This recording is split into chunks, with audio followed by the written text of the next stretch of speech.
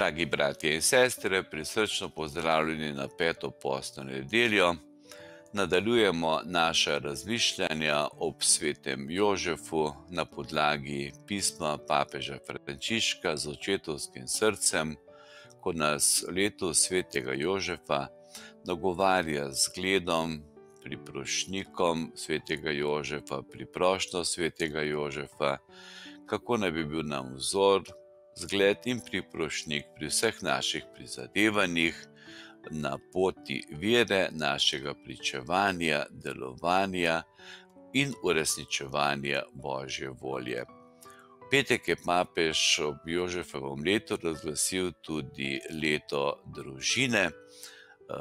Sveti Jožef naj bo zares varuh naših družin, naših očetov, mater, vseh, da bi bili drug drugemu kot angeli varuhi, skrbeli drug za drugega, pa tudi molili drug za drugega in s konkretnimi dejanji ohranjali našo skrb in bližino vsem bližnjim. Oče, ki dela, je ena od točk razmišljanj papeža Frančiška v tem pismu. Jožef je zgled našega delovanja v našem času, pravi papež v tem pismu, v katerem se zdi, da je delo spet postalo nujno socialno vprašanje in brezposelnost včasih dosega vznemirljive ravni tudi med tistimi narodi, v katerih so desetletja živeli v neki blaginji, je treba z obnovljeno zavestjo razumeti pomen dela, ki daje dostojanstvo. Naš svetnik, sveti Jožef, pa je vzornik našega delovanja. In potem papež nadaljuje: delo postane v sodelovanju pri delu odrešene priložnost, da pospešimo prihod kraljestva, da razvijemo možnost in dobre lastnosti, s tem, da jih postavimo v službo družbe in občestva. Delo tako postane priložnost za uresničevanje ne le za nas same, ampak predvsem za tisto izvorno jedro družbe, ki je družina.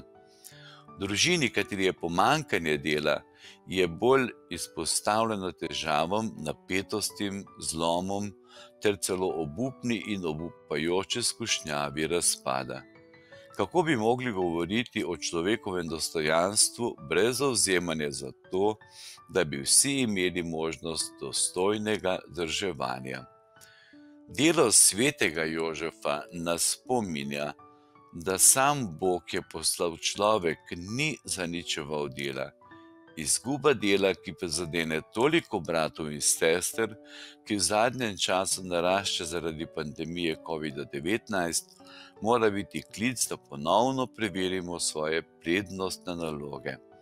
Prosimo svetega Jožefa, da bi mogli najti poti, ki nas bodo obvezovale, da bomo rekli: noben mlad človek, noben človek sposoben dela naj ne ostane brez dela. Torej, povabilo k temu, da delamo, delujemo, in je zelo ključnega pomena, namreč človek je ustvarjen, ima svoje darove, zmožnosti, sposobnosti in vsako delo, pa naj bo delo to trgovke, nekoga, ki dela na komunali, je profesor, zdravnik, bolničar ali kjerkoli drugod, vsako delo ima svoje dostojanstvo. Namreč s tem, ko delujemo, ko lahko delamo, na nek način sodelujemo z Bogom, stvarnikom življenja. Bog nam je dal te darove, sooblikujemo ta svet, v katerem smo. Ni ključno, v katerem poklicu smo, kakšna je stopnja naše izobrazbe, ampak, kot je zapisala sveta mati Terezija, najmanjše dejanje, najmanjše delo, narejeno z ljubeznijo, je neskončno veliko in vredno v Božjih očeh. Torej, vabim vse, da bi znali darove, ki jih imamo, zares deliti z drugimi, delati. Delo je včasih tudi zahtevno, velikokrat zahteva velike napore. Delo je tudi študij naših študentov, dijakov, učencev. Včasih je enostavno prebrati neko knjigo, napisati nalogo, preštudirati ne vem kakšne matematične formule, napisati esej ali kaj podobnega. So pa trenutki, dnevi, meseci, ko pa to ni enostavno, oziroma sami pri sebi vidimo, da velikokrat to zahteva veliko napora, odpovedi, poglabljanja, ampak ko nekaj napišemo, ustvarimo, potem smo sami pri sebi srečni, zadovoljni, mirni. Tudi delo trgovke, ki mora zgodaj vstati in že vse pripraviti v trgovini, ne vem na kakšnih vseh mogočih mestih, pa naj bo to blagajna, polnjenje polic ali kakšno drugo delo, je zahtevno, ni samo neke romantike, zahteva odpoved, pa vendarle napor, ko vložimo nekaj truda, potem to rodi sadove in z delom, pravičnim, poštenim delom, zaslužimo neko materialno imetje, da lahko skrbimo zase, za druge, za družino, za prijatelje in kaj dobrega naredimo. V teh razmerah covida-19 je zelo, zelo zahtevno delo naših zdravnikov, zdravstvenega osebja, medicinskih sester, tistih, ki skrbijo v domovih za starejše, za bolne, trpeče ali starejše, tisti, ki skrbijo za svoje bližnje po naših družinah, v okoljih, ker so, tudi to ni enostavno. Veliko truda, prizadevanja, napora, odpovedi je potrebno, pa vendarle, ko to delo opravimo, čutimo, da smo naredili nekaj lepega in dobrega. Tudi različna druga dela, pa naj bo to delo profesorja ali enega kmeta, ki mora zjutraj zgodaj vstati, da vse poskrbi v hlevu in za vse ostalo opravila, še posebej v tem času jih bo zdaj zelo veliko, zahteva svoj napor. Sam se spomnim, ko smo delali na kmetiji, od katere smo v glavnem živeli, zjutraj ni bilo nobene romantike, zgodaj vstati, pripraviti vse za delo v gozdu ali ko je bila košnja ali delo na njivah. Dolgo, naporno je bilo delo, pa vendarle tisti občutek med delom pa zvečer pa je bil tako prijeten, lep. Nekaj smo naredili, opravili in človeka delo oblikuje, predvsem pa more s tem delom, v katerem je, ko vlagamo lahko velike napore v to, začutiti neko svobodo, radost, da lahko ustvarjamo. Ključnega pomena je, da pri sebi premagamo neko malodušje, utrujenost, apatičnost ali pa tudi malo lenobe, češ nič ne morem narediti, spremeniti v svojem delu, ves čas bo enako, nič ne bo novega jutri. Ampak lahko rečem, hvala Bogu, danes lahko vstanem ob 5, 6, 7, začnem z delom, zmolim, grem k maši, grem v službo, na avtobus, v šolo, študiram, pišem in najbolj smo srečni in veseli takrat, ko smo v sebi premagali tudi malo tiste lenobe ali pa tiste malo naveličanosti, pa vidimo, ljubi Bog, danes si mi dal novo možnost, nov dan in delo, ker sem, moram opraviti to, za kar si me poklical na ta svet. Hočem poudariti to, da je sveti Jožef lahko vsem skupaj nam zgled, da se potrudimo, zavihamo rokave, da v svoje delo vključimo tudi napor, odpovedi, žrtve, ko ni enostavno, ampak vendarle vidimo, da smo najbolj veseli in srečni ob tistem delu, tistih stvareh v svojem življenju, v katere vložimo največ truda, največ prizadevanj in potem znamo to zares tudi najbolj ceniti. Posebej bi rad poudaril tudi tako imenovano delo, ki je morda delo v najbolj polnem pomenu besede, bolnih, trpečih, tistih, ki ne morejo več hoditi v službo, ne morejo opravljati praktičnih vsakdanjih del, kot to v običajnem življenju razumemo, ampak delujete na drug način. Vaše delo, vaše trpljenje, žrtve, odpovedi, to, da je težek dan lahko pred nekom, ko ve, da bo cel dan v postelji, odvisen od pomoči drugih, ko ne bo mogel iti ven, delati na vrtu, iti v službo ali opravljati nekega praktičnega dela. Rad bi poudaril to, da ste potrebni, da je vaše poslanstvo, vaše delo še kako učinkovito, ampak na drug način. Nihče o tem ne piše, je skrito, tiho, neopazno, pa vendarle sem globoko prepričan, da ta naš planet, ta svet ne bi mogel preživeti, živeti in da bi se mnogi problemi tudi rešili brez molitev, žrtev, odpovedi in težkih preizkušenj vseh tistih, za katere se nikoli ne ve, se ne opazi, pa vemo, da na tem svetu delate na poseben način. Vaša molitev, odpoved, darovano trpljenje je zaklad cerkve, zaklad mladih, zaklad naših družin, je upanje za človeštvo. Rad bi vam poudaril, potrebni ste, radi vas imamo, pa čeprav vam pogosto tega ne pokažemo. Pogosto se spomnim nadškofa Alojzija Šuštarja, ki je kot nadškof v Ljubljani od leta 80 do 97 zelo veliko dobrega naredil na različnih področjih.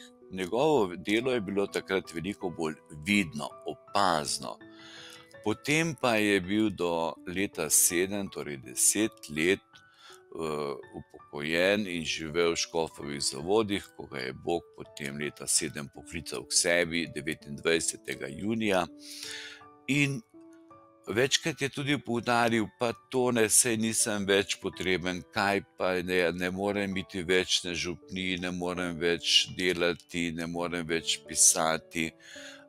Potem je bil na vozičku, potreboval oskrbo, pomoč in dijaki, profesorji, zaposleni v Škofovih Zavodih, vsi, ki so prihajali k njemu in vsi, ki smo živeli z njim, smo čutili, kako je bilo njegovo delo tistih zadnjih 10 let, še posebej zadnja leta, ko je bil najbolj nebogljen, njegovo delovanje tako potrebno, toliko sadov je rodilo, čutili smo ga kot angela varuha, njegova molitev, tiho trpljenje v 3. nadstropju, ki ga je malo kdo opazil, vse to, sem prepričan, je bilo delovanje v najbolj popolnem pomenu besede.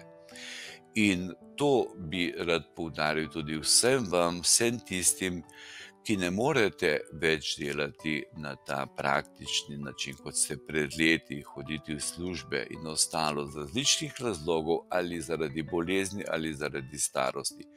Vedite, potrebni ste, radi vas imamo.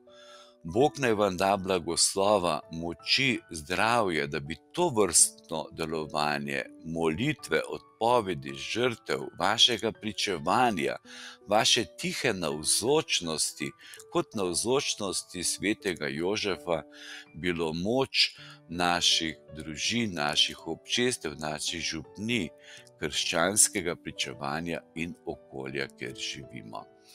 Torej, naše delo in Jožef je zgled in pripročnik, oče, ki dela, pomeni, da delujemo od otroških let do pozne starosti, v veselih trenutkih, trpljenju in bolezni. Vsaki človek deluje na drugačen način.